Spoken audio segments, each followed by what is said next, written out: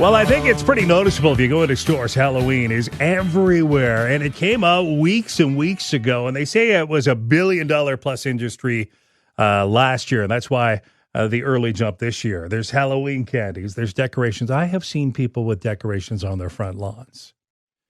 And my next guest will probably excite you, too, if you love Halloween, because there's something spooky about a good ghost tour. And there's one I want to tell you about through the eyes of Darcy Donovan, who works in graphics and media over at the U of R and joins me now in studio. Welcome. Good morning, Greg. I'm happy to have you here. Ghost tour. I'll get to that in a second. I know you've really spent a lot of time diving into the history of ghost tours and that much more. You're doing this in conjunction with who?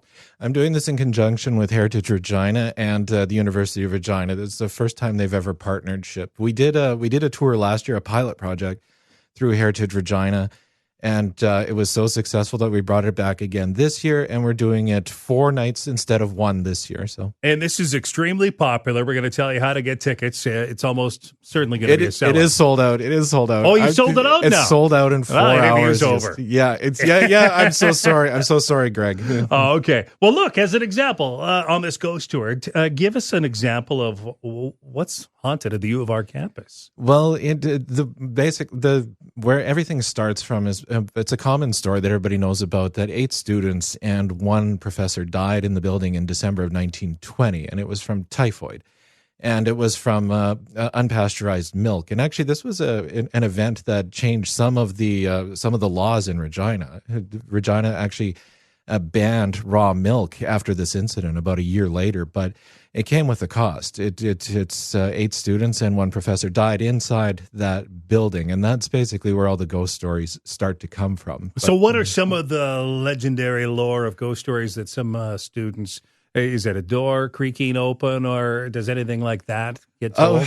Well, this is interesting. There's testimonies of shadows. There's testimonies of pianos playing by themselves, that sort of thing. These are things that are not on the tour, by the way. So I'm not giving anything away, but these are anecdotal accounts of people saying that that there is activity in the building. Yeah. Have you felt the activity? Me? No, I can't say that I have. Do you believe in ghosts? I think the bigger question, Greg, is do the ghosts believe in us, or are we a figment of their imagination? You sound like a politician there. Do you believe in ghosts? It's hard to say. I'm going to assume nothing has happened to you that you would feel that, yes, I feel there is something in the afterlife among me. Well, among us. The only thing that I can even kind of sort of relate was that I think I used to be up on the 3rd floor, and a shadow went across my desk one time, and I had a window behind me, but I was up on the 3rd floor, and nothing could have moved that slowly, and nothing could have blocked out the entire window. Kind of gave me the creeps. I have no explanation for it, but I'm sure there is a logical explanation for that one. Okay. Well, look, you've studied these stories in depth, and how do you study them, and what have you discovered? Okay. The first thing that I have to give a shout out to Professor James Pitzela, who wrote the 2 books on the history of the University of Regina, basically Act of Faith and As One Who Serves.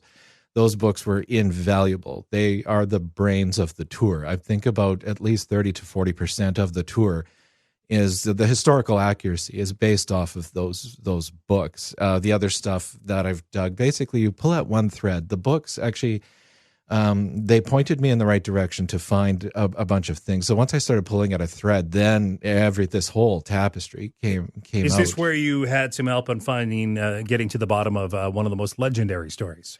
Yes, actually, there's a big reveal this year. Big reveal. Well, what's the story? There's a legend of a drunken soldier who fell from the tower, and I wanted to get to the bottom of this because there was no proof. The tower. There's a tower. There's a tower on College Avenue campus that supposedly he fell from, and this is a common legend. Everybody knows about it. However, the story changes. He was either on the tower, he was on the roof, or he fell from the stairs, or he took his own life. And there's all kinds of, it was either a party or he took his own life. And I wanted to get to the bottom of this. And finally, through a bunch of crazy coincidences, I got to the bottom of it. I have receipts. I have the truth of this story. So it is true. It's A true story. It's like the broken telephone game when you play as a child. You tell a story around a circle, and by the end it's different from. Well, that's what this one is. This one has the elements are true. I know you're trying not to give away the ending here, but at the same time, you discovered the truth of the matter. Is it mysterious? Is it mysterious? No, it is actually. It's more tragic and it's more sad than you can imagine. The legend is actually very, very boring compared to what actually happened. I had actually told Heritage Regina, I was like, I could give an entire presentation on this story alone because it has so much involved in it, and it is so sad. I can't tell you that. I'm not going to tell you that. Well, why can't you tell me that? Because if I tell you that, you will be able to find all his records. Well, I'm not going to the records. I'm going to be very honest. I'd rather take your tour. But unfortunately, it's sold out. Okay, I understand why you're not wanting to share the mystery in that. So this is an evening tour. You're telling me it just sold out, even though it was supposed to go to the general public today, I thought. It went to the general public yesterday. Oh, did it? Yeah, oh, okay. it opened at 9 and it was sold out by 1. So, yeah. Well, I'm highly disappointed. So what I'm going to have to do, and what I'm disappointed in, is how you won't finish the legendary story. Oh, so yeah. I guess this is your way of working your way back on my show after the tour is taken to give us the ending of the story. I could probably do that for you. Darcy Donovan, it is cool. Will there be upcoming tours outside of Ghost Stories? Outside of Ghost Stories? Yeah, like is there another tour down the road planned? I'm guessing because this one sold out so fast and it's been so popular, we'll probably do it again next year. Okay. Well, you could do it a second night this year. Yeah, we do 4 nights this year. Okay. That's the thing. We did 4 nights and it sold out in 4 hours. Darcy, thank you so much.